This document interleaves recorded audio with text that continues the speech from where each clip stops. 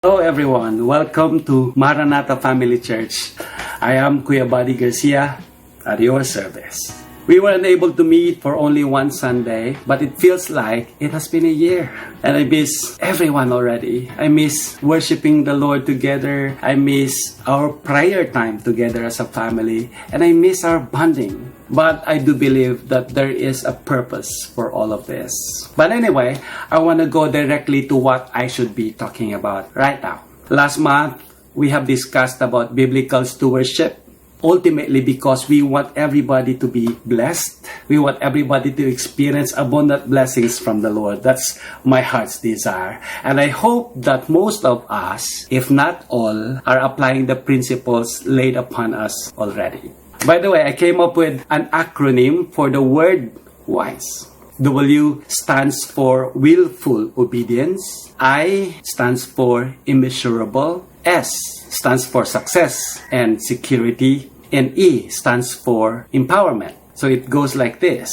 It's willful obedience to God invites immeasurable success and financial security, empowering us to do the Great Commission. Remember, I have given the message a title, Funding the Work of the Lord. So we need to be empowered doing the Great Commission, which is to evangelize the whole world, to make disciples, make them a follower of the Lord Jesus Christ. We need to be wise in everything. We need to be a wise manager. We need to be a wise steward.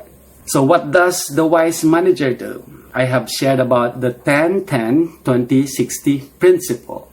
We taught you to segregate your finances into the following way. Number one, the first 10% is your tithes. As you can remember, Proverbs 3 verse 9 to 10, it says, honor the Lord by giving Him the first part of your income, and He will fill your barns with wheat and barley, and overflowing blessings will come upon you. So you have to honor Him with the first part of your income. That's 10%. By the way, your tithes is not your own. It is God's property. So it is just rightful to bring it back to Him. The second 10% is your offerings.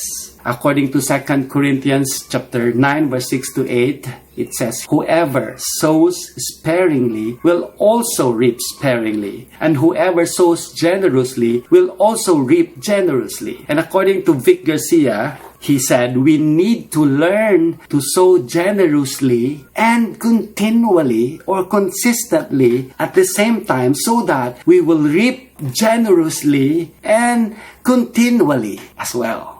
So we need to do that so that we will never run out of God's blessings. So we have to be faithful, generous sowers so we can also reap a lot of harvest, consistent harvest.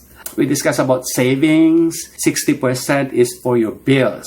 So you have to pay for your bills. Let us look at the example of the Macedonian churches. In 2 Corinthians chapter 8 verse 1 to 5. I want to start with verse 2. It says, in the midst of a very severe trial, their overflowing joy and their extreme poverty welled up in rich generosity. Okay, so it says there, in the midst of very severe trial, their overflowing joy and extreme poverty welled up in rich generosity. I don't exactly know the details of the trial they went through, but it's very clear in the Bible. The trial was very severe. It's very bad. It's very intense.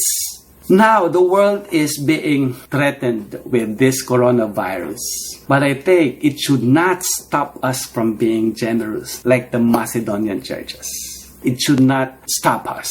Verse 3, it says, for I testify that they gave as much as they were able and even beyond their ability. Remember, they are into severe trial and they are into poverty. But in spite of the poverty, in spite of the trial, they gave beyond their ability. And it says here, entirely on their own, they urgently pleaded with us for the privilege of sharing in this service to the Lord's people. Can you imagine that? They pleaded with Paul. Sa Bisaya pa, naghangyo sila nga hatagi mig oportunidad. Give us the opportunity to serve the Lord with this thing by supporting the Lord's people financially. And verse 5 it says, and they exceeded our expectations. They gave themselves first of all to the Lord, and then by the will of God also to us. That's amazing. So as we all know, city ordinance has been prohibiting us from congregating, from doing our usual church activities, prayer meetings, Bible studies, and a lot more. We are partially locked down, but sad to say, we cannot lock down our bills, the building rental, and our full-time workers needs financial support as well. So in this connection, we ask you to still give generously with a happy heart, a cheerful heart, and the faithful Lord will bless us abundantly more than you could ask or imagine. But the question is how? How do we give? How can I give my tithes, my offering, and giving to missions? We cannot gather, we cannot do church activities. But there are 4 ways I want to share. Number 1, you can deposit directly to our PNB accounts. We have separate accounts for every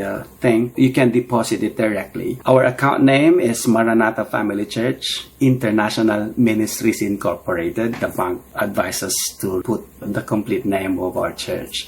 And the account numbers are here. If you're giving tithes, your tithes is supposed to be deposited to this account. 401-770001-305. And for your offering, please deposit it to this account, 401-770001-1316.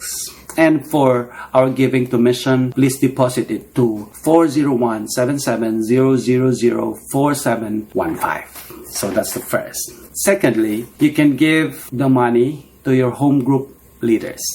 This is the procedure. You have to contact your home group leader. He or she will collect the money from you. And the home group leader will do the third option. I'll discuss it later. If you are staying somewhere, Mintal, you can give the money to Joshua.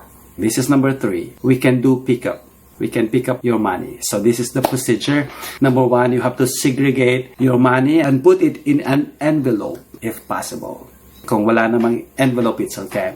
Number 2, you call or text me. That's my number, 0933-945-2677, so that we can arrange the schedule, the time, and the place where we can meet. Please note that the authorized people to collect is only I, myself, and also Joshua.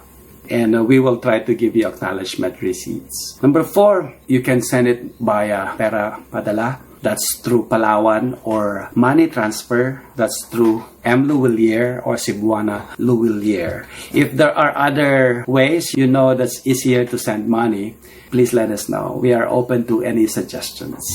Lastly, I just want to give this verse to you as an encouragement. In Psalm 37:25-26, it says here, I have been young and now I am old.